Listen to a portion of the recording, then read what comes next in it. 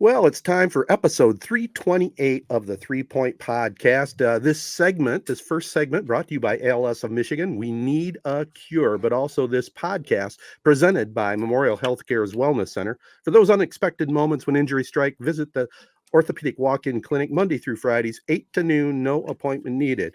Also want to thank our other partners, ALS of Michigan. I mentioned them, AZee Branding Solutions, Jacobs Insurance Agency, Kori and Associates Real Estate Services, Nelson House Funeral Homes, Rivals Taphouse and Grille, Success Group Mortgage and Servicing, and Shiawassee County Fair. And don't forget that Trunk and Treat, October 11th and through October 13th. Should be a lot of fun there at the fairgrounds. But as we tend to do, we try to get caught up.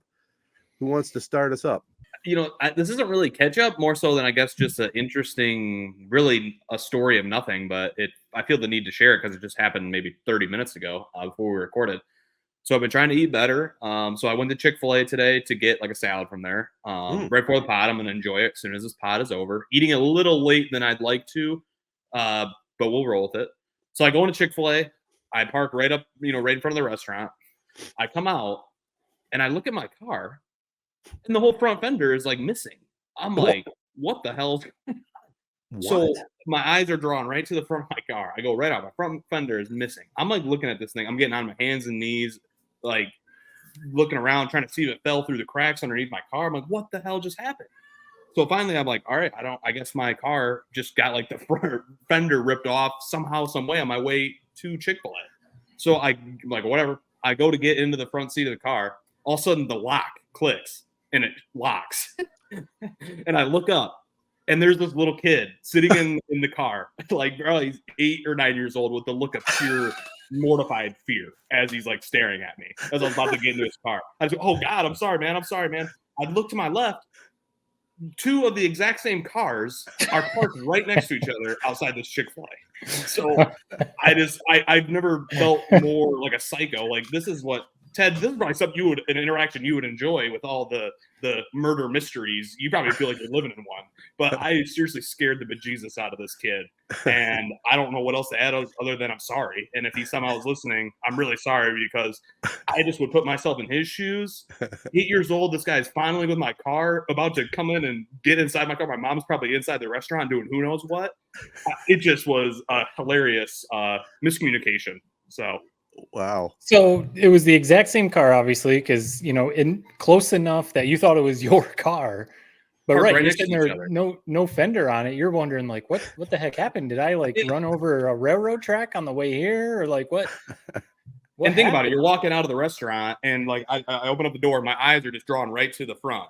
So it's like I didn't even look. Like, people are probably, how the hell did you not see the kid sitting in the front seat? But when you think your car just got effed up, that's all you're worried about. I wasn't exactly analyzing the car, but yeah, just a weird predicament. I know, Ted, your famous story on the pod of having run-ins, in parking lots and stuff like that. If that was the wrong person's car, I might have had a melee. So I guess I'm somewhat thankful. I just, scared to have this kid have the daylights out of him, basically. Yeah. So it could have been worse on my end. Well, I think we've all done it before, somewhere along the line. I know I have probably 2 or 3 different times where I've been coming out of a store and just absentmindedly looking over, and it looks like my car, and I go over to click the unlock thing, and nothing's working. I'm going, what the hell's going on here? Oh, wait a minute, it's not my car. Yeah, right. Hopefully, you guys did something a little bit more fun this week. No, that's crazy to think that. So maybe the parent in me comes on. Why was the kid in the car by himself? Like, how old was this kid? Like 7 or 8. I mean, like a probably 2, 3-year-old, 9, 10, somewhere around there. And by Matt, I'm telling you, the look on this kid's face, he was scarred probably for life. Right. He probably had a good 10 seconds of pure fear, like as that was going down. I'm like, what the hell is going on right now? So again, the parent in me is thinking, first of all, so you're approaching an age, the teenager, maybe. If you're just running into Chick-fil-A, grab some food, run out, and the kid's a teenager, maybe that's okay. But this is just another reason of not leaving your kid in the car. What if you were a crazy person? Like, really, what if you were like, you saw, oh, there's a kid sitting by himself in that car. Why don't I try to open the door? Oh, the door's unlocked. Okay. Swipe the kid. Like that. I can't imagine the parent, if they're in there picking up their waffle fries and getting their, yogurt parfait and their spicy chicken sandwich, and they look out, there's Jared climbing into their car. Right. Like, Listen, if it was let's say McDonald's parking lot or Burger King, I would be right there with you in the worry, and I wouldn't leave my kid out there. It's Chick-fil-A, man. The family values, the Southern hospitality, that stuff doesn't happen at Chick-fil-A. So I get what you're saying, but it's like heaven at Chick-fil-A. Everybody's so happy to be getting food from there. So I think the right move was made by that parent saying, hey, I trust humanity. This kid might be an idiot, not be able to recognize his car, but he's not going to murder my child. So Yeah. Well, rule number 1, never trust humanity. I've seen way too many Datelines, man. I've been burned a few times by humanity, but I still keep trusting. So. Yeah, well, it's good to try to have faith, but don't trust them. That's all I can say. I will tell you, kind of on a side note, it is kind of scary, the world we live in, that you have to worry about these kind of things. Just for example, a couple weeks ago, we were at my granddaughter's down in Royal Oak, and it's a nice neighborhood down there and all that. And we took the girls out for Lana and I walked, but they had their little bikes, and they're riding their bikes ahead of us. And I was getting a little worried when they got a little too far ahead of me, that, I mean, somebody could just pull over and grab one of those cute little girls. And, it just, that crosses your mind. I thought you were going to go the other way. Cause I'll tell you what, I think biking down here, I see kids doing it out of school. They're on, main roads, 12 mile, 11 mile. And right. My mom used to freak out of biking down a road from home from school that maybe one person drove on per day. And I just think about how much different it is if you grew up down here. Yeah. And your grandchildren, it's like, yeah, I mean, did you not have that same thought? It's kind of dicey with the roads. There's not really a good biking area. Yeah, their neighborhood's not too bad. I mean, we didn't get to it, they're like 3 blocks off 11 Mile, but it just worried me that I didn't want them to get too far ahead, because I've seen too many of these stories. It's like in a blink of an eye. That's you don't even. It could be the type of thing where people would say, like, why weren't you watching them? And it could be like, I was, but they got a little far ahead. Right. Yeah. When we're out on a walk, we have these greenways or, these walking trails, jogging trails down here. And, like a lot of cities do, but so we'll go out there and, we're still kind of walking with Wesley, either on his little tricycle or in a stroller. But my daughter, Claire, she'll be up on her like scooter, her Razor, or on a bike. And we'll have to tell her, like, do not get too far ahead, because there will be times, it gets a little windy, and she's like completely out of sight, and we have to like yell. And it is like, I think we live in a pretty safe area, just like, where you were walking, Ted, and where you're at, Jared, at Chick-fil-A, but you never know. I mean, you just never know who is out there. And like you said, it is kind of a shame, because I think back when I was a kid, where I grew up in Shiawassee, way out in the country, we used to, me and like buddies, we would hop on our bikes, and I'm pretty sure we would just like tell my parents, riding into town, see you later. And we would ride all the way into Shiawassee from where I live, which thinking about it now, it was a hike. I mean, it was like a 15-minute drive to get into town. Yeah. So, we're winding through, probably over, by your house, all the back roads up to Owasso or Corona. No cell phones, no nothing. I mean, we had some change for a payphone. That was it. And the reality, it was like, it was nothing. It was just like what you did. Yeah. So even more probably when you grew up, Ted, you guys probably did all that kind of stuff. Oh, yeah. We were gone from as soon as we got out of the house till the lights came on at night. We were gone. But yeah, different times, and who knows? There was things that went on in those days too. Maybe just not as publicized. What Matt described is way more dangerous than your grandchildren biking 10 feet ahead of you in a nice neighborhood in Royal Oak. Yeah. No offense, but it's kind of crazy. Like me personally, I feel safe in a city, whereas if I'm out like where you grew up, Matt, I would be terrified to leave my house. That's where bad stuff happens, is those country roads. Well, not only bad things like that, but also, crazy drivers, you got to be careful when cars are coming, right? Flying over the hills and stuff like that, just not paying attention to where they're going. Yeah. So we're probably pretty lucky that we made it out. I made it out pretty well, I guess. Yeah, we all made it to where we can do this podcast together. That's the main thing. Moral of the story, Jared, pay attention to your car. Pay attention in general. Right. Well, we got a lot to get into tonight, fellas. We got a great prep spotlight lined up. We got Tyler Graham of Michigan High School Football Frenzy going to be joining us here shortly. We've got, we're recording this on Tuesday. Tigers picked up another win today. I know we're not going to get too much into the standings because it's going to get outdated pretty quickly. But right now, magic number is 5. And, we got Lions, we got Michigan, we got a lot to get into. So we'll start it all off with our prep spotlight and Tyler Graham right after this. All right, guys, let's get the prep spotlight going. As always, the prep spotlight is brought to you by our friends at Jacobs Insurance. Be sure to check out their website, their Facebook page, and all that kind of stuff for all your insurance needs. Jacobs Insurance. Great people over there. Coming with us or joining us today is Tyler Graham. He's the guy behind all the social media pages, Michigan High School Football Frenzy. Give him a follow on Twitter or X, Instagram, Facebook, Michigan High School Football Frenzy.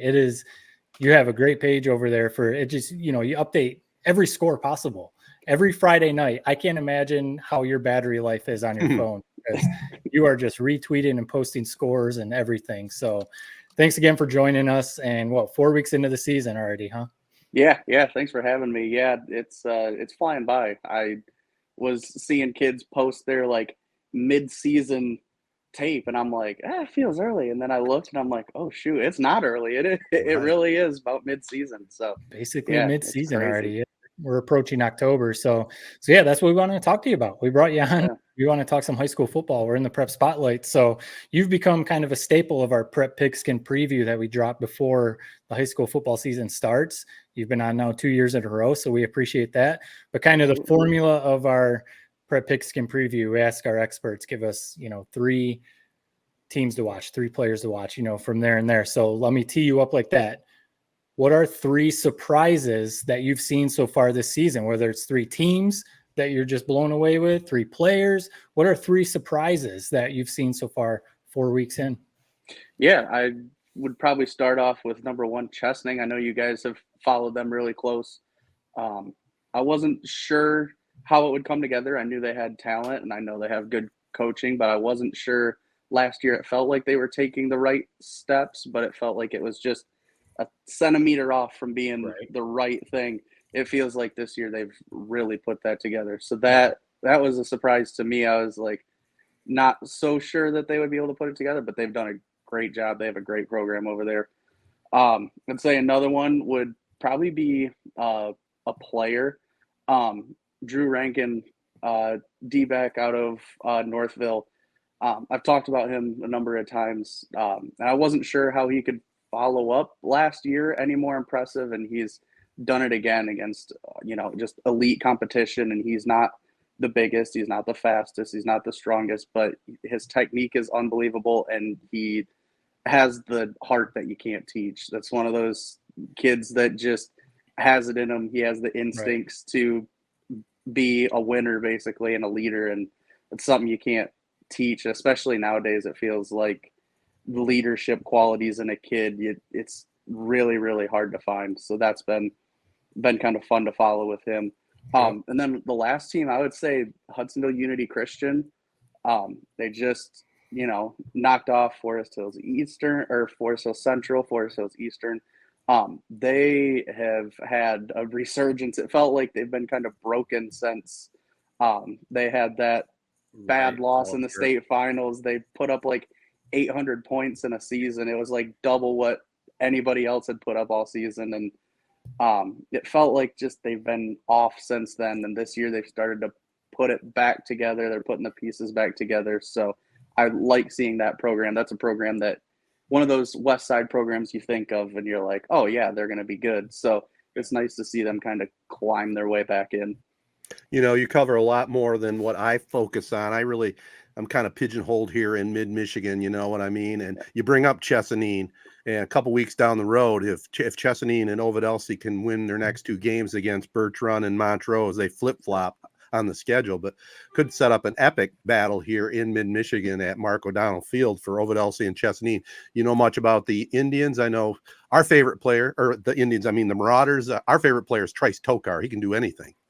Yeah. He's probably one of the very few kids I know from over there. But again, Ovid-Elsie, another team that seems like they always kind of string together good seasons. They're always right in the thick of it, especially in this area. So I think that'll be a showdown if they can both get through the next couple weeks, I think that game will be kind of on that same level. Like last year, I tell people all the time, one of my favorite atmospheres was the Corona Goodrich game. Oh, Like yeah. that was just an unbelievable atmosphere. The crowd was packed. The town was like busting like I've never seen before. I think it has that kind of potential to be like just that crazy atmosphere again that you love to see.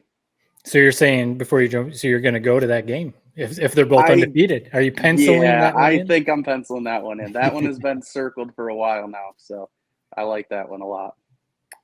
You know, I like having you on, obviously, for your football analysis, but you're just a jolt of, you know, and this is maybe a big brain question for listeners who are listening to hear about high school football, but also this is a life question. You have a positive energy that just is always radiating. Where does that come from? Is that because it's football season, or I always appreciate it every time you're on? Yeah, I mean that probably doesn't hurt anything. That this is my prime, man. This is just what makes me happy, and it makes me happy too because like this really started off as just a goofy hobby. Like I didn't think anybody would follow it. Like when I hit 500 followers, I was like, this is ridiculous. Now I'm up to like 21,000. I feel like more. Amazing. Yeah, it's just super fun. And the reason I started was just to talk high school football with people. Like that's really what it stemmed from. So I think just the whole fun of it, basically, it just gives me energy. It's fun. This is my favorite season. This is my favorite sport. We are in like today. The weather was beautiful. Like it felt like football weather, and there's just something different about it when it feels like this in the air. So we mentioned that Chesaning over Elsie game. You cover, you know, like what Ted said, we're a little bit pigeonholed to Shiawassee County. You kind of cover a lot greater area than us. Is there a certain game outside of that game that you're kind of looking forward to in the later half of the season here? Yeah, actually, there's a game that's kind of on my mind coming up this week. East Kentwood and Hudsonville. East Kentwood is on the rise. They got Ty Spencer from Detroit King. That's been huge for them. I was at their kind of preseason like inter-squad scrimmage, and it was different. I had been around East Kentwood a couple other times, and there's just a different feeling. They're, you know, they got a couple transfers. They got a couple kids back that thought about transferring. So that team is really on the rise. And then Hudsonville just got like a program win against Rockford. Yes. I mean, you don't see that too often. That I think it's the first time that Rockford's lost in the regular season since 2019. So it's like, and Hudsonville has had other games so far this season where it's kind of surprising when you see it. And then when you look at their whole body of work, like they have had a very impressive season. And I watched back the entire game today, actually, because I obviously wasn't there, but I watched it online, and they controlled the game. Like it wasn't just an upset. Like this was a legitimately good team beating another legitimately good team.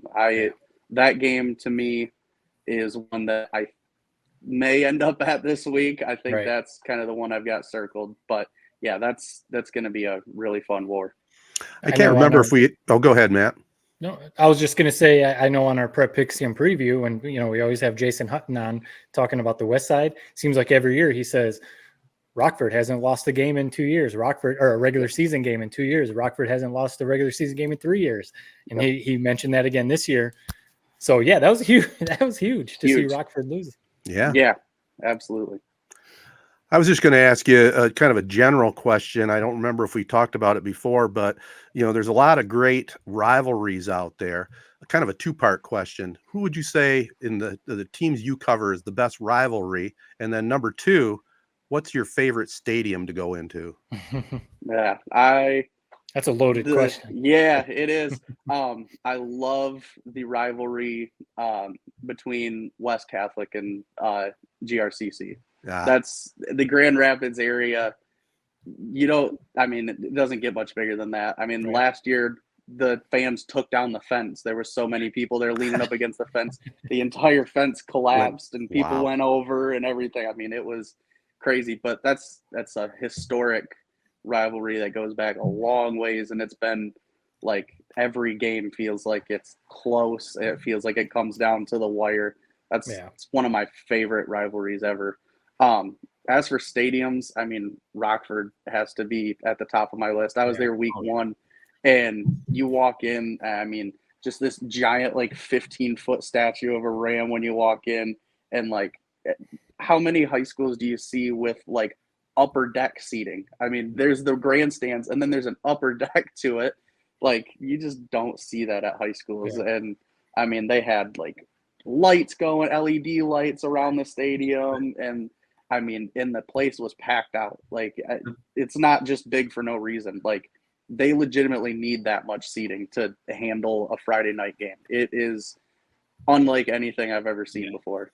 I want to make it to West Ottawa eventually, but I have not been there yet. But the pictures are pretty crazy of that.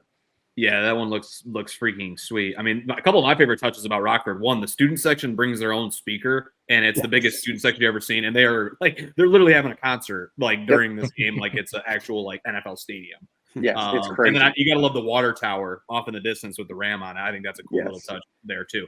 It's such a cool setting. Yeah, it's amazing. This is another kind of big brain question. So I just saw today. Shocking news. So Flint Powers, who won a state title 12 years ago, is unable to field a team essentially this upcoming weekend against Frankenmuth. Yeah. I feel like a contentious topic has been sort of shrinking down the divisions from maybe 8 to 6. Would you be in favor of that, or where do you stand on that? Yeah, I don't hate that. I think there is.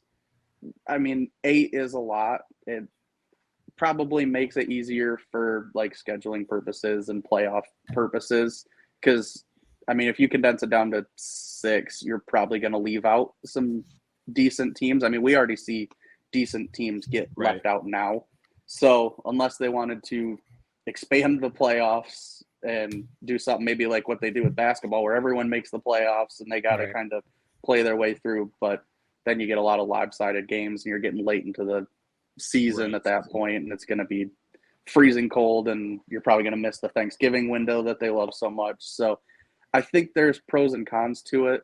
I would more probably be in favor of putting the private schools and public schools into their own divisions. I think that's probably more feasible and more like, you know, something that they would consider. I'm not sure 6 they would want to make it work. Well, that's definitely been a topic for a long time, and our Corunna Cavaliers could have paid off with just public school last year. I can tell you that much. For sure.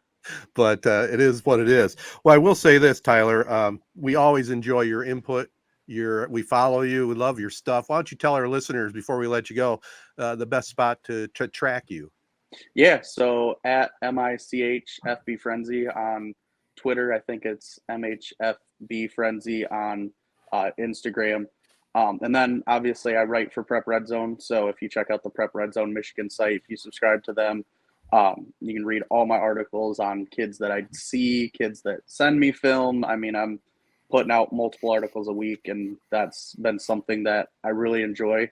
Like, I like having the, you know, kind of general breakdown of the teams, but then I love diving in on some of these kids that are maybe under the radar, maybe are under recruited at schools that don't get recruited as much. I love kind of focusing in on those and putting a spotlight on those guys. Well, you know, we talked about it off air, but this isn't your full-time gig, right? I mean, the hours you put into this along with your regular job, it's amazing. I mean, it's funny to me. How do you have time to even have a wife? Yeah, she's awesome. That's the way I do it. She's just great with, you know, and she's actually helped me turn down some things. Like I want to go to every camp and every, you know, event, every game. I want to jump on every podcast. Like, she's been kind of like, slow yourself down. But I warn her, you know, right as soon as we get to like July, I'm like, okay, we're gonna start now. I will see you at Thanksgiving. That is the next time that I will kind of be slowed down. So no more yard work. Exactly. But no, she's been great. But yeah, I would love for this to eventually become a full-time thing. But right now, I'm loving the way it is. So. All right. Well, we'll be keeping a close eye on it as we always do, and we'll definitely get you on with us again down the road. We appreciate the time, Tyler. Yeah, absolutely. I appreciate you guys having me on again. Jacobs Insurance Agency has served Shiawassee County and the surrounding areas since 1977. Just like 3 Point Podcasts, we've had 3 generations, Gary Jacobs Sr., Gary Jacobs II, Brian Jacobs, and myself, Noah Jacobs, serving our community with offices in Waterford and Owasso on M21, just west of Home Depot. Stop in or go online to jacobsinsurance.com to get a quote or get your questions answered by our team. Jacobs Insurance is a proud supporter of our local schools and the proud sponsor of the Prep Spotlight. Insure everything, local, independent, and trusted. It's our family working together to protect yours. That's the Jacobs way. Well, good stuff there with Tyler, and let's get into some of the games from last week here in mid-Michigan. The game that had a lot of anticipation, but I guess I saw it wrong. Corunna, number 6 and D5, just completely dominated Owasso after the Trojans started the scoring off. I think Corunna ran off 33 straight points to win at 48-13. Quarterback Caden Cowdery, 7 of 10, 153. Touchdown pass to Isaac Jacobs. And I'll tell you what, Jacobs, he looks pretty good to me. Of course, he's an all-stater in track, but man, he can fly down the field, man. Great weapon. What kind of kids are they breeding in Corunna right now? Like these track athletes that are also really good on the football field. I mean, he's only a junior too, right? I believe so, yeah. So right, he's got some time, 2 years to play. He's so a big time deep threat. Yes, he is. Yeah. As for your prediction, I mean, it must have been a 2-sided coin because you did say it was a coin flip, basically. So. Oh well, you win some, you lose some. Harvey Dent coin. Yeah. So it's kind of like, so we're going to talk about USC Michigan in a second. Spoiler alert: I may have bet on USC to beat Michigan, and that might have really messed with my brain as that game unfolded. But similar to USC. Owasso is kind of, until you see it with your eyes, they're never quite back. You got to see it with your eyes. So I know they're building. That was kind of a let's see where you're at, litmus test type game. Still got a ways to go to build it to get to where they want to go. It sounds like they're heading on the right path, but you were duped like I was with your prediction. A little bit. And I will say this as well. I wasn't quite sold on Corunna until seeing what they did in that game and seeing them at full strength. I mean, they got some talent on that Cavalier team again. I mean, that game at Goodrich, you got to give the Martians the favorite role in that. But, it wouldn't surprise me to see Corunna go over there and give them a heck of a battle and, maybe pull one out. But they look good against Owasso. And again, it kind of was 50-50 to me. I think maybe Owasso and even Coach Ron Tyner talked about it a little bit. They maybe weren't quite ready for the moment. They're improved and they're going to probably have a winning record this season. Yeah. But going into that atmosphere, you don't know it until you play in it. And Jared, you and Matt both played in that game. It's a whole different experience, when you get in that kind of rivalry game with, there was probably, 5,000-6,000 people there. They are lined up alongside the fences again. I mean, it's a whole different feel. But I will say I came away from that game really impressed with Corunna. And I know we're getting a little long-winded here, but I do have something that I wanted to bring up in reference to that game. I think, Jared, you texted it to us about how come this game doesn't have a trophy, right? Yes. It had one originally because I re-listened to the broadcast of that 97 game, and there's a traveling trophy somewhere. And I've reached out to Owasso's athletic department. I reached out to Corunna's. I reached out to your dad. Nobody seems to know where this traveling trophy is. And we need to find it. I'm on a mission. If anybody out there, it has Owasso written all over it, man. It has Owasso written all over it. Like when they maybe won one, they just said we're going to keep it. Yeah. Well, yeah, when they won one, but then when they lost, they just didn't give it up. But so you went back and listened. Obviously, I don't know if you went and listened to 98, 99. I wonder how many years it was actually a thing. Was it only that 97 game and then it stopped? No, I don't think so. Going off my memory, I think there were other years that the trophy was presented, but I don't know when it stopped. I don't know where it went to, because there was Chesapeake and Corunna played for the old MMB trophy for a couple years, and I think that kind of went to the side. No, it disappeared, but then it came back, because I remember all of a sudden it was like when I was in high school, all of a sudden the trophy is back. Okay, and it had like 15 years missing on the plaque explaining the scores. Right, but. No, that trophy is sitting like I like to imagine it's probably an Owasso guy took it because they're crooks. Took it, put it in probably some guy around Matt's age, I would guess, has it in his basement as we speak from probably a game 2000, 2001.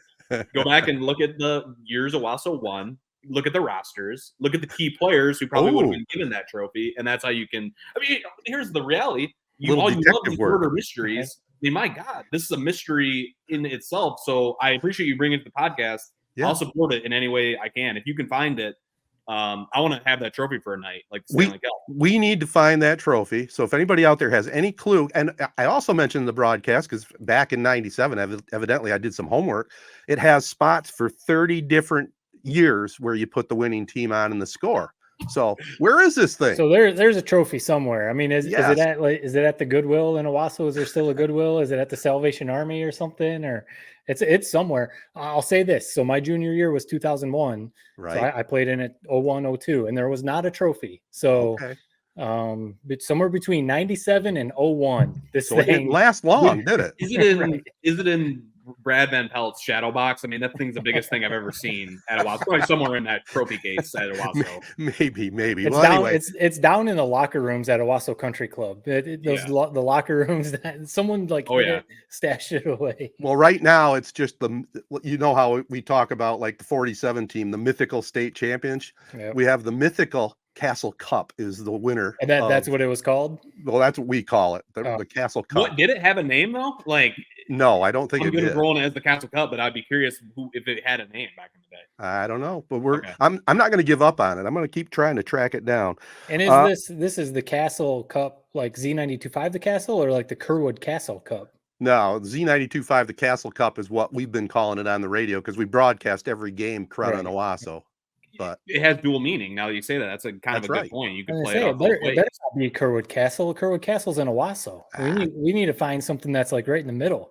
Yeah, like the Riverbend Cup. I thought about it. This Shy River rivalry has a nice ring to it. That's pretty cool. But there is no like, what would it be? M21, the Battle of M21. I don't know what else it could be. That's not bad. No. Yeah.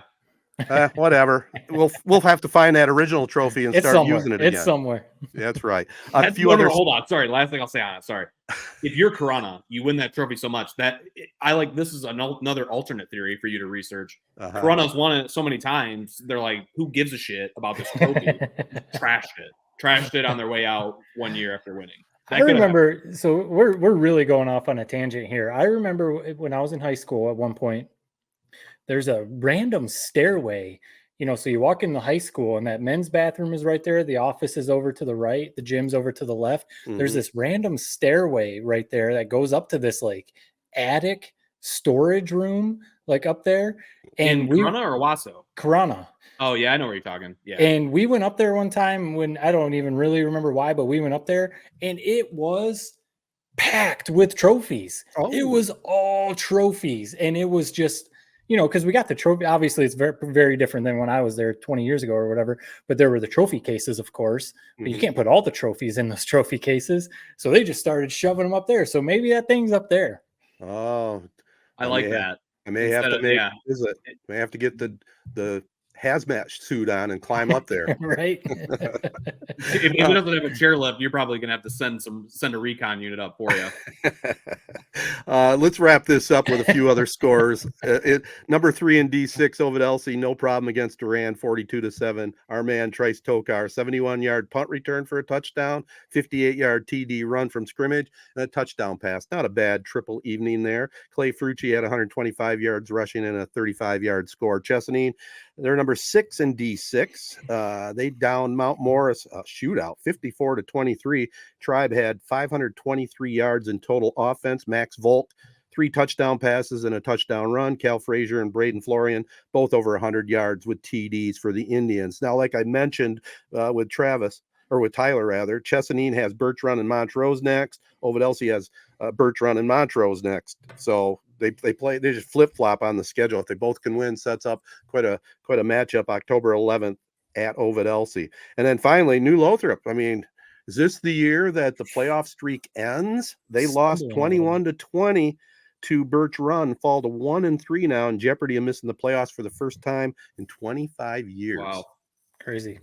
That's not a streak you want on your head. You gotta, they'll get it figured out. I think so. They're well coached. So their best football is ahead of them. But yeah, that's a little nervous when you start thinking about it that way. Yeah, Yep. you don't want to be the class that ends that streak. No. So I'm sure Coach Galvis and his staff will be working real hard this week. That's the Prep Spotlight presented by Jacobs Insurance Agency, local, independent, and trusted. And we'll be back, talk a little college football, a little pro football, a little Detroit Tigers right after this. All right, guys. So as I kind of teased a little bit in the Prep Spotlight, I did something basically sacrilegious. I've never done it in my life. I put my money where my mouth was. Last week, you heard me talking, and really all season long for Michigan, I've been out on Michigan. I didn't see what happened on Saturday, which seems so obvious looking back. I didn't see that happening in all my years, man. I was blindsided by the heart they showed. So I made a large wager on USC, one of the larger ones I've really ever made in my life. And I was actually in attendance for the game. So it was it was like I was a USC fan, like in hostile territory. And when watching that game in the big house through that lens, every snap, every play, the crowd was unbelievable. Like unbelievable, best crowd I've ever seen at the big house. I've been there for Ohio State games. I've been there for the Texas game.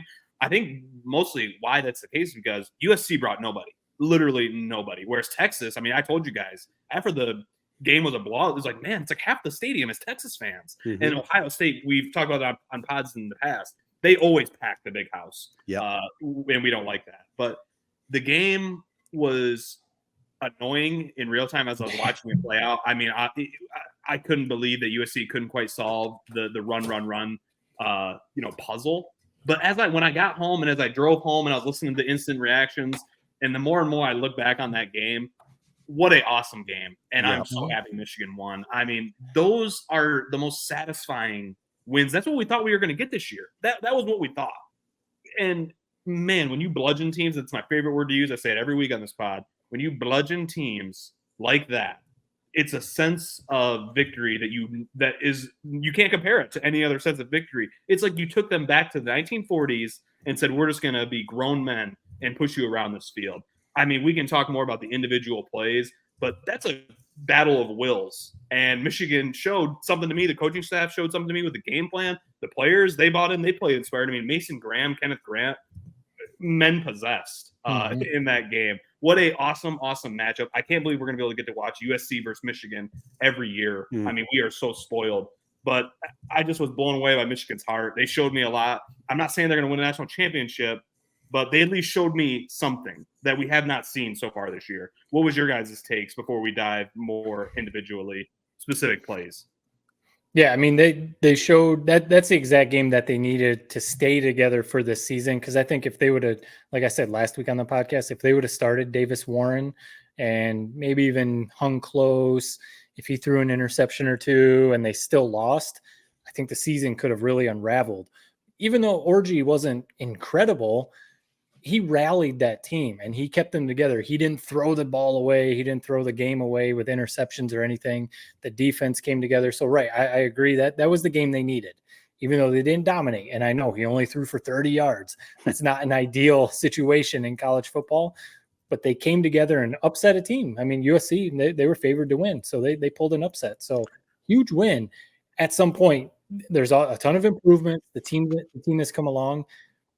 They're going to have to do a little more in the passing game if they want to not still lose four or five games. But for last Saturday against USC, that worked out, and it was an awesome game to watch. A little frustrating, like you said, but it was awesome. Yeah, the takeaway I have from it, I'm glad they stuck to the game plan offensively, got just enough done. But really, what sticks out from that game is the defense. They finally woke up. They finally played some ball. They were all over the place. Another pick six by our man. I mean, the defense won them that game. Let's face it. They and Mullins with that big run to close it out.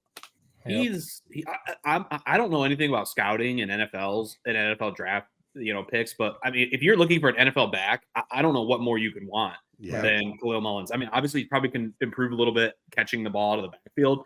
But what blew me away is we've always known he's had the power. I mean, a former linebacker, that's almost comes to be expected. But his balance and his second, I don't know what you call it, basically where your second speed, Joel, or your second acceleration. I don't know. I feel like there's a word for it.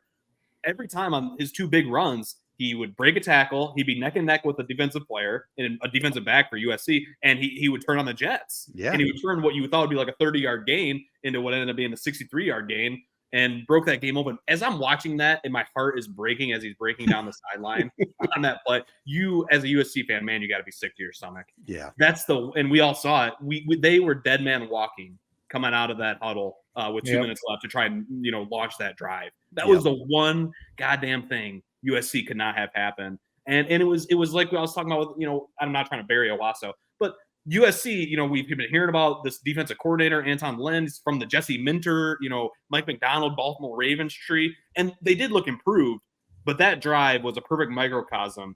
You're not ready for the Big Ten toughness. There's going to be a lot of teams that do this to you, and they got to grow up a little bit before they're going to start really being a contender in this conference. I saw some guy, Andy Staples, who I like listening to. Basically, he was saying, this is a positive for USC. You can draw from this. No, you don't draw from a game like that. That's getting manhandled. There's no wins. There's no silver linings.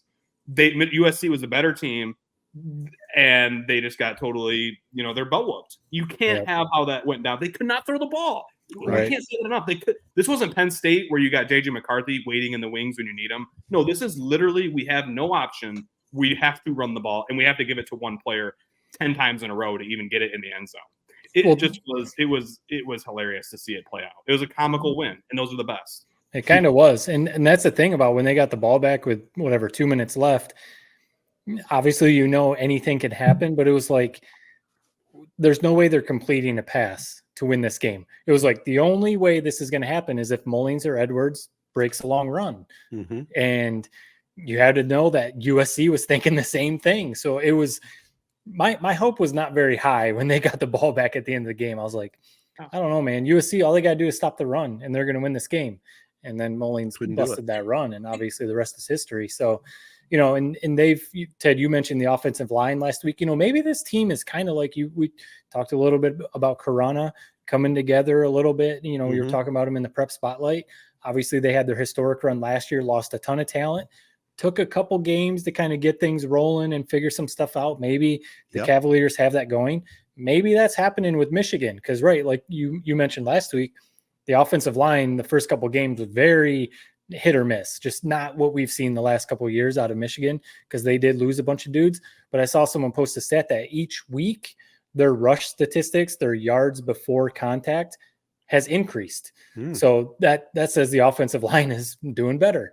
So maybe having a guy like Orji back there as a running quarterback will also help that, and maybe they're finding something in defense. I've been railing on Wink Martindale, the defensive coordinator. It seems like he's a little too old school, but maybe he's also coming into his own. Maybe he's figuring out, okay, maybe I shouldn't blitz as much. Maybe I should let my defensive line do work because clearly it's a bunch of studs up there. So maybe, 4 games in, they're figuring some stuff out, and they need to because they still have some tough games on the schedule, and they do still have. Again, Jared, you said it too. None of us are picking them to win the national title, but they could still make a run and make the playoff. You can make the playoff anymore with 2 losses. So say they do lose to Oregon, or maybe hopefully not, but if they lose to Ohio State, they could still make the playoff. So they have a lot to play for. So the one thing that I wonder is what do they do all week in practice in the passing game? Like, they've got to find like 3 or 4 plays that can be Orji's like bread and butter passes. He can hit these every time, little crossing routes or little rollout. And, some guy drags across at 8 yards, like in practice. Do they not like just hammer home? Let's get 3 or 4 plays in the passing game that are just, they're going to click every time. Because it just, whenever he would drop back to pass, it was like, you didn't know what was about to happen. Yeah, he's not reading defenses. I don't know if there's those magical plays exist. Right. Maybe it's just what we saw is not only, and that's what kind of I think USC drew the short end of the straw with that matchup. It's like there's no film on Michigan. We all thought like, okay, he probably can't throw at all, but he's got to throw it somewhat. And it almost felt like USC was waiting all game until that second half when they really started to get some 3 and outs. Like they were waiting all game for that play action pass to come that just never came. I mean, 30 yards throwing. They obviously didn't need to throw it. It was a good game plan. Sharon Moore, I don't know about you guys. Sharon Moore showed me a lot. He coached. Yeah, Right. Out-coached Lincoln Riley, who I think is a damn good coach. Yep. You know, I was singing the praises of USC, their athletes. Miller Moss, I thought he played very well considering he had 2 NFL defensive linemen like playing their best game of the season in his face. Right. I thought he played pretty well for USC. But, you know, the guy I was singing the praises of, Zachariah Branch, as soon as I got to the game and I'm seeing the guys warm up, like he is very small.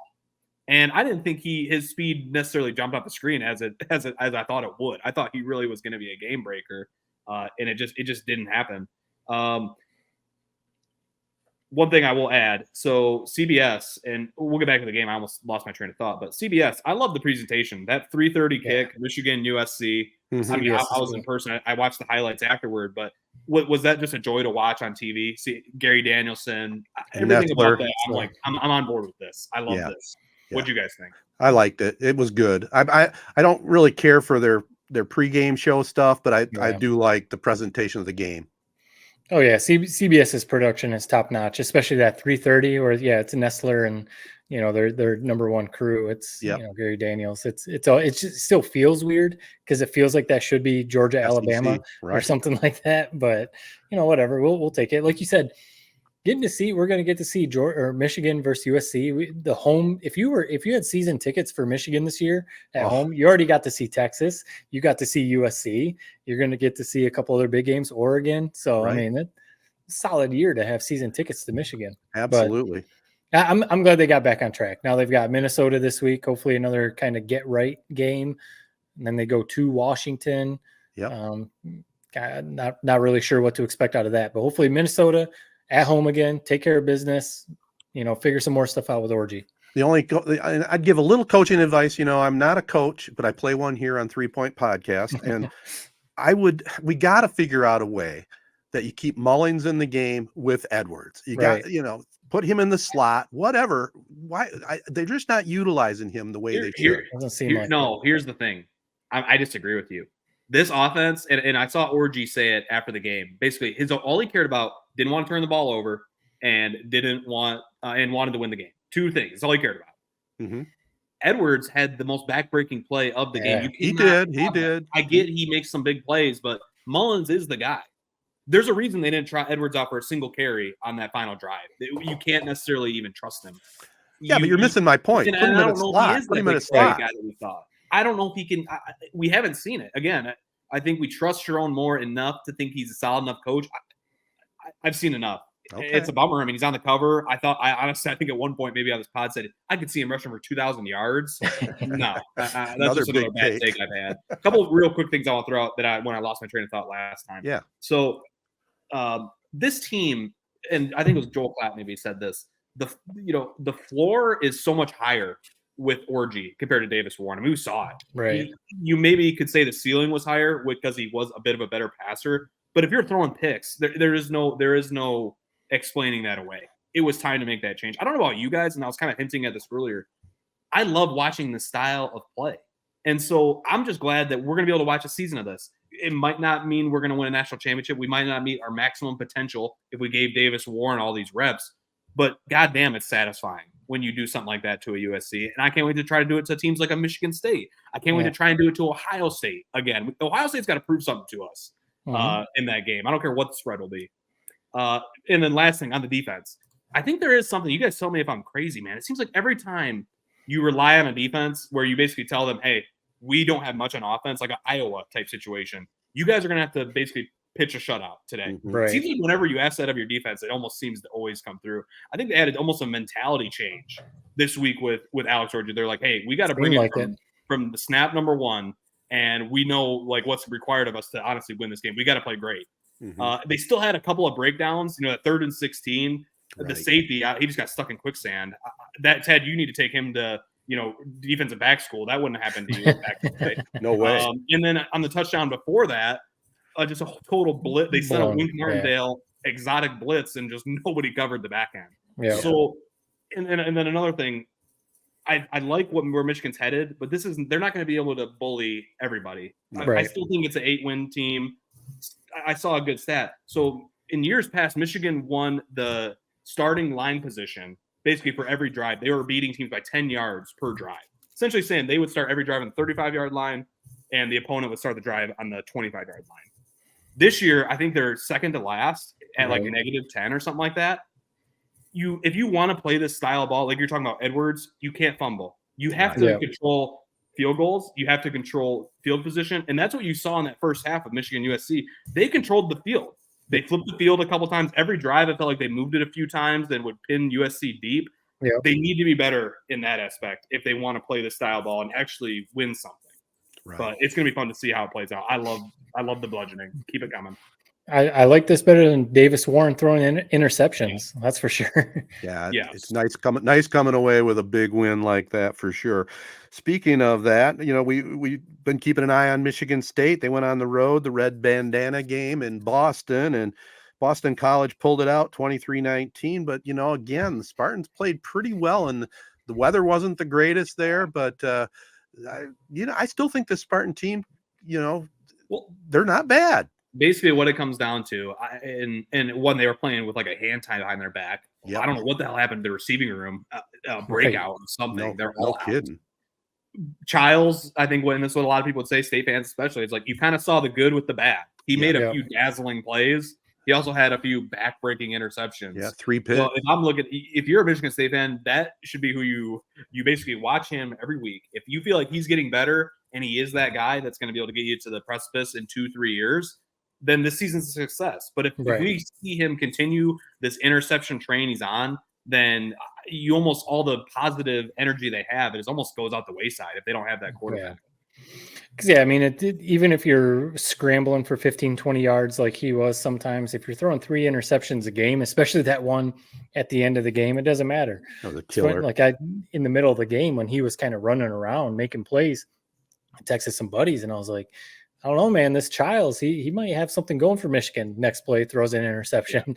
A couple drives later, interception. I was like, well, all right, maybe not just yet, but he's still young, obviously. He's got something to build on, but they've got what, Oregon and Ohio State in back-to-back weeks, and back-to-back, yeah. And I think a bye week, and then Iowa, and then they still have Michigan. So schedule doesn't do them any favors. No, not at all. But I do think, you know, long term they've got something going. They do, and I think Childs is the guy at quarterback too. He'll clean up the interception thing. He's still young, still new system in East Lansing. You know, they'll get better for sure. I don't know how much better this year, but they definitely have the foundation. You know, they also got to figure out how to run the ball, man. They just haven't been able to run the ball consistently well. Right. Lynch Adams is a nice player, but yeah, they got to figure that out too to help out a young quarterback like Childs. Absolutely. Well, let's just take a real quick break, and then we'll come up next segment. We'll talk little Lions, little Tigers, right here on 3 Point Podcast. All right, guys, we don't have to get deep into this, but the Lions, a nice bounce back win. You know, a good win on the road against Arizona. I know, Jared, you didn't have the best feeling about this, but the Lions took care of business. Jared Goff had a good game, back to normal Jared Goff play, including a nice run to close it out, basically. Exactly what everyone expected. Michigan had Khalil Mullings just burning down the sidelines. Right. Lions had Jared Goff stumbling for an 8-yard gain for the win, whatever. Clutch. But no, it was clutch. And, you know, it was one of those games that was, I remember thinking at one point in the fourth quarter, they did a close up on Hutch, and his jersey was all ripped, you know, covered in grass stains, dirty.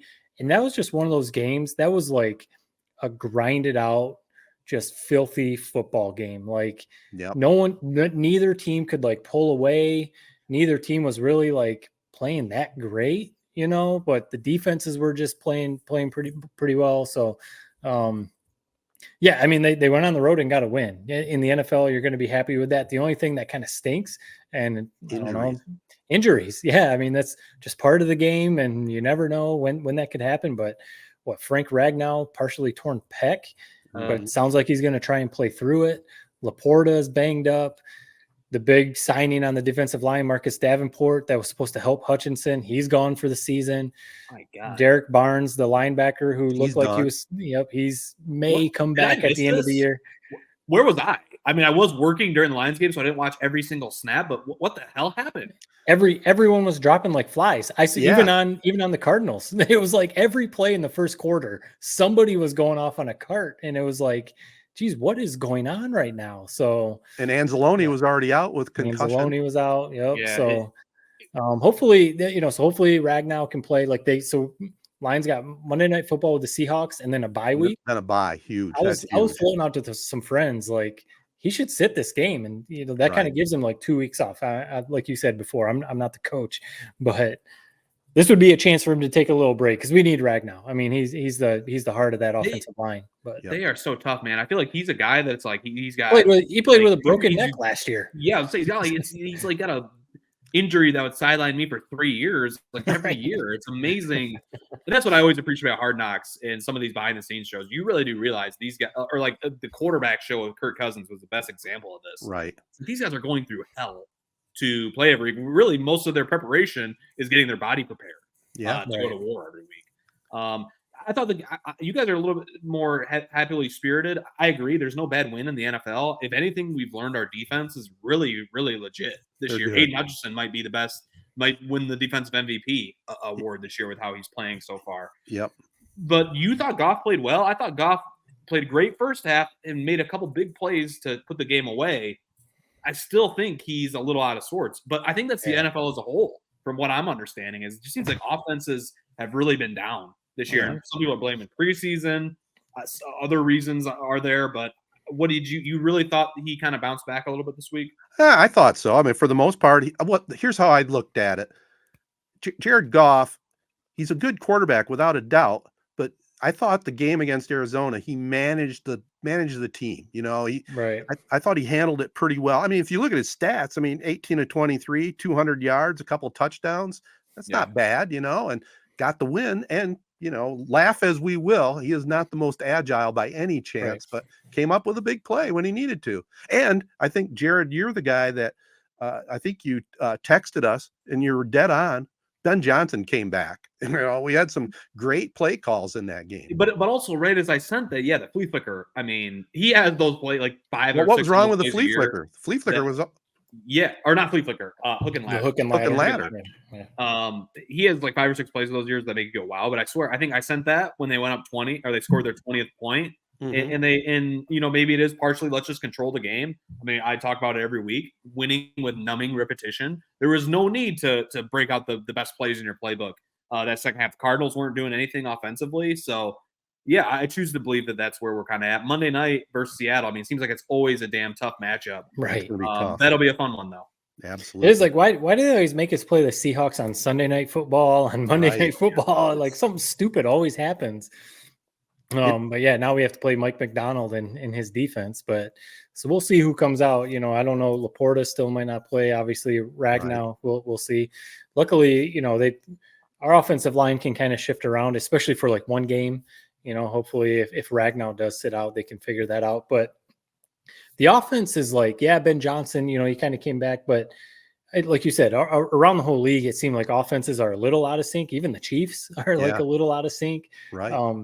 Is that the preseason guys just not healthy? Because then like we go into this game and Jamison Williams only had like 3 targets, and the rest of the season, it seemed like he was getting target after target after target.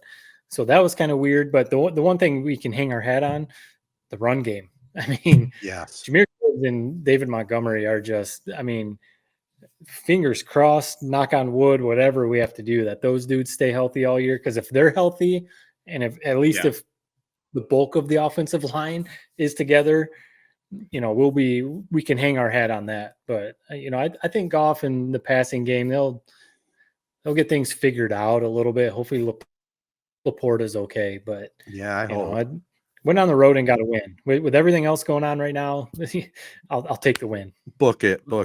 And I know we're going a little long, but we got to give some love to our Tigers. We're heading down the stretch. We're recording this on Tuesday. The magic number is 5. It's the story of baseball right now. There's no question about it. The Detroit Tigers, the hottest team in the league. If they do indeed clinch and get into the playoffs, I wouldn't want to play the Tigers. I really wouldn't. No, I mean, because you got Tarek Skubal. He's going to win the Cy Young. He's first in basically every category in pitching. So he's going to win the Cy Young. So that's one game. And then the rest of the starting, they've kind of figured out a good rotation. So The playoffs, you just never know. And they're manufacturing runs. They're hitting. Kori Carpenter he's like third in slugging in the MLB. So Judge Ohtani, yeah. Right. So that's amazing. Right. You can't argue against that. That's not just like in the last 2 weeks. That's the whole season. So yeah, they're the hottest team in baseball right now. I mean, everyone has seen the statistics. It's like on August 2nd, they had like a 0.2% chance of making the playoffs. They're up to an 82% chance to make the playoffs right now. So the turnaround is just insane. And, it's fun to watch. I mean, hands up, I'll be honest. I didn't watch one full game this whole season. I would tune in a couple times here and there, but a full game, didn't watch one all season. I've been watching as much as I can the last, week or so. Yeah. So, I mean, I'm going to be watching as much as I can. I know, Ted, you're going down this week. Going down. Yeah, I'm going to go to tomorrow and Thursday. And I watched that entire game this afternoon. I love the fact they moved it up to an afternoon game, man. It was awesome. And the thing with the Tigers that I really think it's contagious is winning. That the attitude that they all have, it is contagious. And AJ's doing a great job managing them. It's just a fun team to watch without a doubt. Yep. AJ Hinch, you guys know my thoughts on him. I freaking love AJ Hinch and Chris Fetter. I mean, we talk about Ben Johnson. Chris Fetter has maybe taken Ben Johnson's throne as the number one assistant coach in the state of Michigan. You can't explain the magic. We talk about stats. I mean, Kori Carpenter, he's been hitting well. Riley Green, obviously an all-star. Tarek Skubal, best pitcher in baseball. But there's just something magical about this team. There's no way to explain it. I don't know how. We've never seen anything like it, really, ever. 8.5 games back to now they're controlling their own destiny and probably going to be given the choice of, hey, do we pitch Skubal that last game of the year, or do we save him for game number 1 of a playoff game of a best-of-3 series? Which if you're – I mean, we're talking about not wanting to play a team. I mean, you're starting that series with the arm tied behind your back. He's been money all season long. And on top of just everything else that the Tigers have going for him right now, just a young, fun, exciting team. This is baseball at its best. It really is this type of baseball that they're playing. Yeah. And my favorite part, the most recent thing, this was a total baller move. I love it. Jackson Jobe, this guy, I think he's electric. We've talked about him before on the pod. Pitching, he's like one of Pitching Ninja's like favorite pitchers out there right now, if that tells you anything. Coming out of the pen, throwing 100, has crazy movement on his stuff, has a little bit of a flair, good interview for the TV people. Everything about that kid, I can't wait to see what he does. He's slated to make an appearance tomorrow if the game calls for it out of the pen, but we'll see. AJ Hinch had a great quote basically saying he's going to be in the bullpen for about 5 minutes, and then we're going to use him in our starting rotation. Right. So talk about baptism by fire for Jackson Jobe, but that's another fun little storyline to follow this last week of the season or so. I mean, he's the number 1 pitching prospect in Major League Baseball. So nice little tool to bring up right before the playoff push. Yes. Absolutely. I was going to ask one final question of Jared, working for Bally, the Red Wings made a late run last year. That had to be a lot of fun. And now with the Tigers, it's got to be awful fun in the office, the atmosphere, the camaraderie, it goes with it, right? I never got it. And I said this basically near the end of the hockey season as well. I never understood the obsession with hockey until those games where you needed to win them to get into the playoffs were coming down to the wire and they're pulling the goalie. And I'm like, wow, this is awesome. This is what this sport's all about. That's kind of how I feel about this baseball team right now. It's every night there's a different wild play. I mean, even today it was a kind of a quick 2-hour game, but a pitching duel from Skubal and a big swing from Perez wins the game. It's just everybody's riding high, and it's just an exciting time. I mean, there hasn't been a lot of winners coming through Detroit in recent memory, really 10 years pretty much. So any type of winning, I mean, the fans, obviously people I work with, everybody's clinging to it, man, and just riding that momentum, just like the team is riding that momentum right now. Keep that momentum going, Jared. Keep it going, buddy. Yep. All right, let's take a break and come back with a little Tedertainment Tonight right after this. Rivals Taphouse and Grille is the area's go-to spot for the best in food and drink. Meet up with your friends and catch your favorite sporting events on over 20 high-def flat-screen TVs. And our 120-inch projection screen. Rivals can handle your large or small parties and is an awesome spot to put on your fundraising events. Weekly food and drink specials including gourmet burgers, wings, pizza, homemade soup, and salads. Rivals also stocks a large selection of craft and domestic brews. Rivals Taphouse and Grille, the official gathering spot of 3 Point Podcast, located on the corner of Shiawassee and M21 in Corona.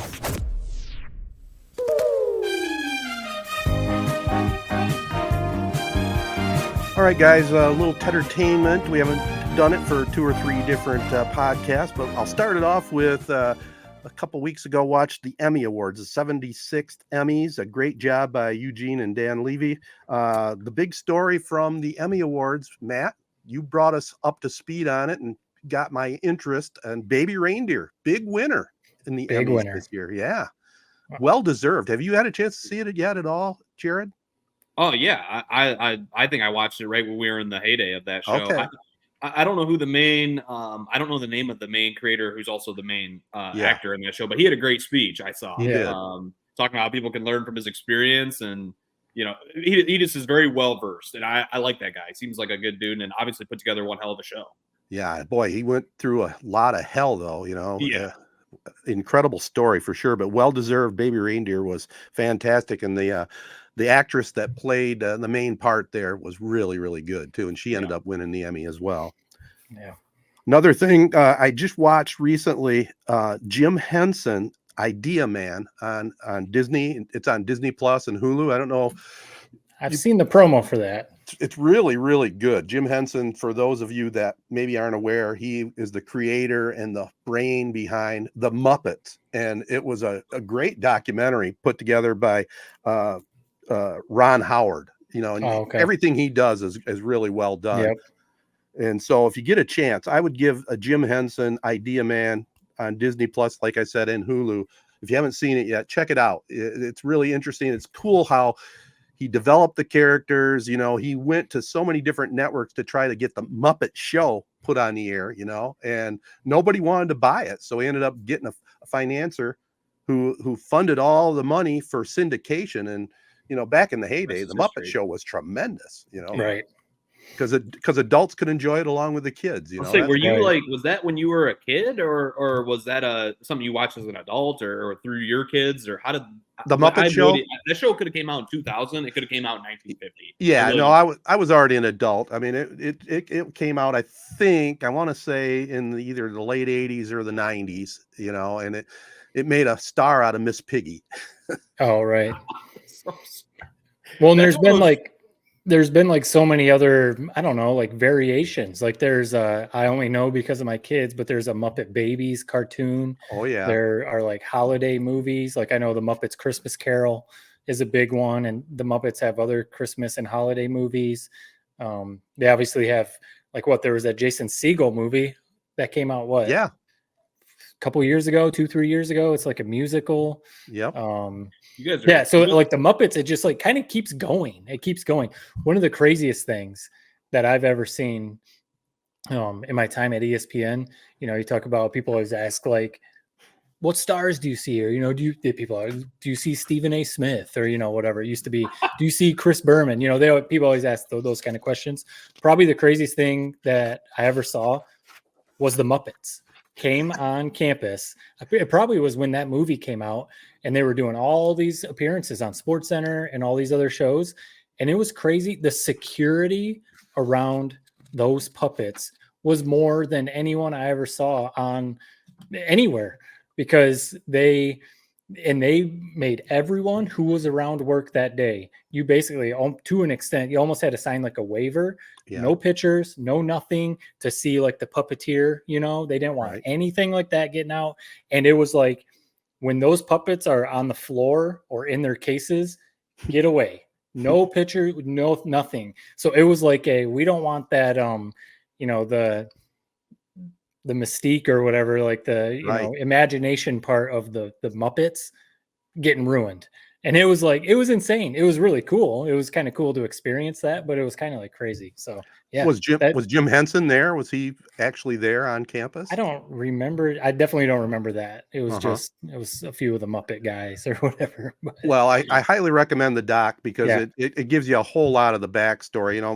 Most people know that the Muppets were big on Sesame Street as well. Right. That's really where he really started to make his heyday. Big Bird and all that. But there was a lot of interesting stuff behind the scenes that you wouldn't be aware of. That it's really interesting. That's kind of the cool thing I like about documentaries. You learn a whole lot. It's like you don't have to sit there and read the book because you can watch it. That's what I like. Fair enough. You guys are a lot more well versed in the Muppet universe than I am. So I'll just leave it at that. you should check it out. You wouldn't be disappointed. No, I did at one point. I remember Disney when I was probably 5 or 6. I think there was some sort of movie, Muppets movie, or we watched, and I remember thinking as like a 6, like what the I don't get it. That was that your generation, Matt? That was the Muppets, or was it after or before you? Or I don't know who that was. I don't know anybody that like watched the Muppets. But I think it's like it probably went down to Ted's. Maybe not all the way back to when you were like a kid, but. Like my wife, she said the Muppets Christmas Carol, that was like what they watched growing up. Every Christmas they would watch the Muppets Christmas Carol. I remember watching that movie and other shows. So it was definitely my generation grew up with the Muppets, and Sesame Street obviously was huge too. So right. Yeah, he started it, and it was in probably the 50s when he actually came up with the idea, the late 50s. And then he had some appearances on the Ed Sullivan Show, and that's in the 60s. And then kind of a weird twist. Jim Henson was he didn't like the label of being the Muppets all about children, so he wanted to make it more adult oriented. So if you ever catch the very first season of Saturday Night Live, they always had a segment on the Muppets, and it was like, I think in the first 6 or 7 episodes of Saturday Night Live, it was pitiful. It was absolutely horrific. These are the glory days you talk about SNL, and that's what we don't see. We see the highlight reels of Will Ferrell and that, but you don't see the Muppets show that they rolled out every week. I don't get it. One thing real quick, this is from last week, so I don't want to spend maybe too much time on it, but yeah, I guess the more so the story to me is how much of a like non-story it was. The UFC Sphere, September 12th, it was awesome. I'm not gonna say it wasn't, but I thought when I was hearing the lead up to it, 30 million spent and all this that was going into it, I was like, this is going to like break the internet, and this is going to be like the new wave of sports television. And maybe it still could, but I didn't think they did a very good job. The fights were duds, which never ever helps. That's a big part. Like, the one part I saw, like some of the clips I saw on Twitter, it's like the entrances were kind of botched as well. Like to me, when I think of that Sphere, the best moments should be the fighter walk out. They should have, a movie made for each fighter, awesome music playing. And I saw it, and it's like they're showing video, which is important for the people in the audience, but like video of the fighter walking into the arena, like on that screen. I'm like, this seems like a bit of a missed opportunity to make this like one hell of a, like basically 4-minute concert as this guy takes the arena. And I just thought that the crowd was kind of dead. Yeah. Everything about it was obviously still very cool, but it just missed the mark in my opinion. Did you guys see any of the footage from it, or did you not? Were you like me, where it's like kind of just came and went? Nobody really even knew what happened. Yeah, I didn't know anything about it myself. Yeah, I mean, I saw clips, and I know some people at work that are big into UFC. They were talking about it, that they were going to leave work and go home and watch the Sphere fights. Yeah. I saw the clips, and yeah, like you said, yeah, cool and amazing, and probably in person was probably incredible. I think the UFC is still just, even as popular as it is and it has gotten, it's still kind of like a niche sport. Like even like boxing, if you put a big boxing match in the Sphere, more people would tune into it just because it's a boxing match. And especially if it was like, back in the day, if it was like the Mayweather-Pacquiao fight, if that was in the Sphere, that probably would have broke the internet. But UFC, I think a lot of people still just don't like it. The violence, and you don't really know the names and stuff like that. So while it was probably amazing to experience in person, it probably did kind of, fall flat a little bit. Right. Yeah, the big Sphere story I saw this week was some clips of the Eagles, and it looked fantastic. I've been telling you, I don't know what you're waiting for. I mean, that's you talk about, you're the concert guy, and like that's like the last infinity stone of your concert going. From what I've heard, it's like you go to the Sphere, you never go to a concert anywhere else. I don't care what your price the ticket is. And Well, I know I you will can afford it. I know you're a bit tight with your money and how you handle it, but you can afford it. So go ahead and splurge on it. Well, I love how considering people like that, to spend my money. yeah, considering the story he told us off air about trying to chip away at his cable bill, I'm not sure he's about to splurge for the Sphere in Right. Vegas. Well, I've here's got- what I didn't see it. Sorry, Matt. The Yeah. Eagles thing, he's clearly getting targeted. Sphere, they know he's a potential buyer. So it's not Yes. just me. I'm not getting Eagles content targeted toward me. And So- it's not off the table either. It's not off the table. You know, there's a possibility I might just do that, you know, if they extend their run longer. But that takes a whole trip to Vegas. Like, you're not just flying out there for one night for the concert. That's going to turn into a 4 or 5 day. And that's okay. I'm Right. all right Not with that that's a bad thing, but it's not just on a whim. Like all the concerts you did last summer, that was like on a whim. You're going to this little park over this freebie or this $5 deal. Right. It's a little different than that. So yeah, I've got 3 to finish up our Tedertainment. So okay. Again, we're catching up. And you were talking about true crime earlier with your almost attempted hostage situation at Chick-fil-A, Jared. So I've got a few on Netflix that Ted 100%. If you haven't seen them, Yay. I mean, just write them down right now, Jared. I think you would even enjoy them. So the first one is called Into the Fire. These are all on Netflix. Into the Fire.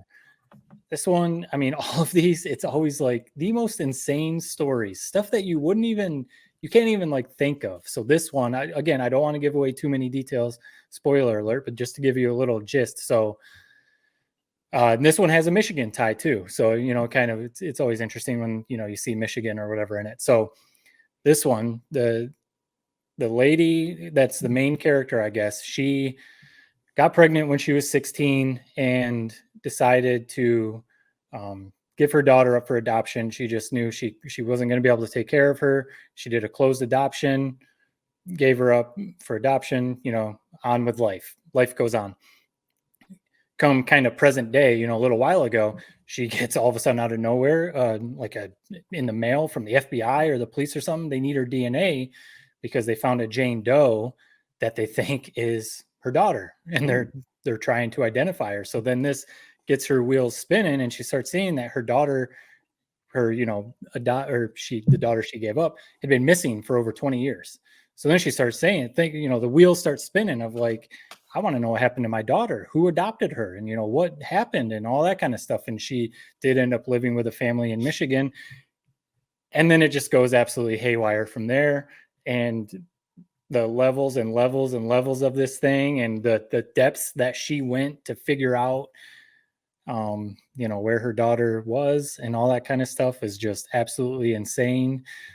But it doesn't end. It's not necessarily a happy ending, but then it is kind of a little bit of a closure happy ending. But 2 episodes, I think like an hour and a half each, knock them out. It's a very good 3 out of 3. Is it doc style or is it based off a true story or? It's a true story. No, true story. All right, true story, and they're interviewing the people involved and stuff. Oh, I'm in for sure. The detectives and everything. So, Into the Fire, 3 out of 3.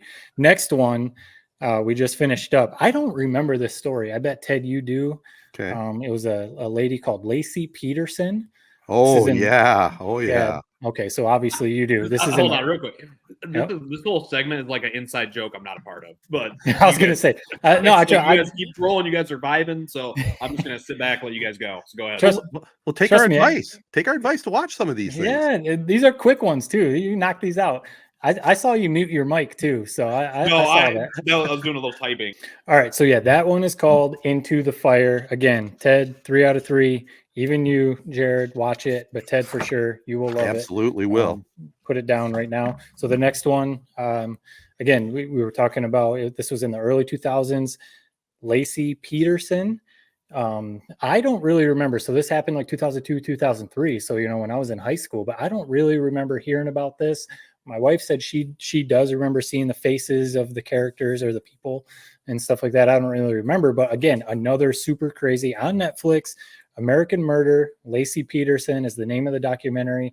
Another just insane story. One of those that just takes twists and turns and all that. So again, not to give too many spoilers. But this couple that seemed like your, home run American magical story, best couple in the world type of thing. not all they're cracked up to be. She's pregnant, and right around the holidays goes missing. Mhm. And obviously the husband, as usual, is the first suspect, and he's able to basically swindle his way out of it. They can't really ever hammer it onto him, but things start to build. A bunch of weird stuff is going on. Obviously, an affair comes out and stuff like that. So that usually is part of the case. Again, I don't want to give too many spoilers, but he has maintained his innocence. They did end up finding, her body and stuff like that. So they were able to, it was a lot of circumstantial evidence, but the twists and turns of everything and how it all played out, just insane. There's crazy people, and people are insane. I don't understand. Every time you watch one of these, it's just like, people are freaking crazy. So Jared, that's why you shouldn't be jumping into someone else's car even if you're at Chick-fil-A. No, but I don't have a good brain for that type of stuff. If I started watching that stuff, I wouldn't be able to go anywhere. It freaked me out. That's why I stay away. Right. So maybe that's why you should stop watching it. So again, Netflix, Ted, anyone out there, American Murder, Lacey Peterson. Again, maybe you might remember the story, so it might give you, well, first of all, yeah, I'll definitely be watching it, because I'll be watching it to see if they can tell me anything new, because I'm intimately familiar with that case. Oh, I mean, okay. I remember when it first broke. It was like 20 years ago, right? And the husband, Scott Peterson, and Yep. it's a fascinating story without a Yep. doubt. So we'll definitely be checking it out, Jared. Definitely worth the watch, just to see this case in general. I mean, it's very interesting, insane. and I'm sure the documentary is well done on Netflix. So I'm definitely looking forward to that. And they were comparing the trial to the OJ trial. So if that makes you think any. So last one, third one. Okay. Just started it. We've only watched one episode. It's on Netflix again. Monsters. It was done by the same people who did Dahmer, but it's about the Menendez brothers. And so it's very good, because it's the same people that did Dahmer, and it's about the Menendez brothers who, again, late 80s, 90s, early 90s is when their whole story played out. So obviously I was a kid, but Menendez brothers, everyone heard about the Menendez brothers back then. So actually, this is something I've seen. What's, without spoilers, what is it? Are they just known for the murder? Or like, I almost saw a preview. It almost looked like they were like athletes or something. Am I way off on that? I mean, so there's a lot to it. They were athletes. Their dad was like in Hollywood. That's where all their money came from. He was kind of a crazy dad, wanting them to be like professional tennis players.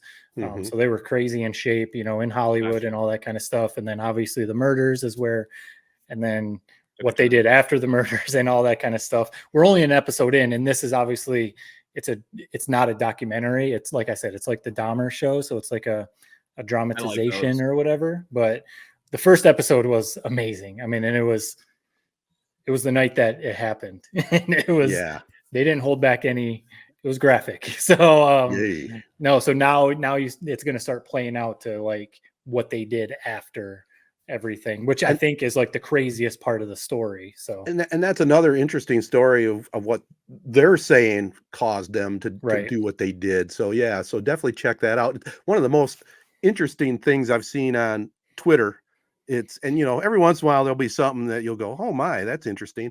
There's a famous picture of some basketball player. It's like I think it's a basketball card. And, it shows an action shot of whoever the player is. And there's the Menendez brothers sitting there courtside right there in the picture. So that was kind of an interesting twist. Yep. And Jordan. I think I saw it again. I don't know why some of this stuff goes my way. Mark Jackson, is that what you said? I think you're right. Okay. All right. Yep.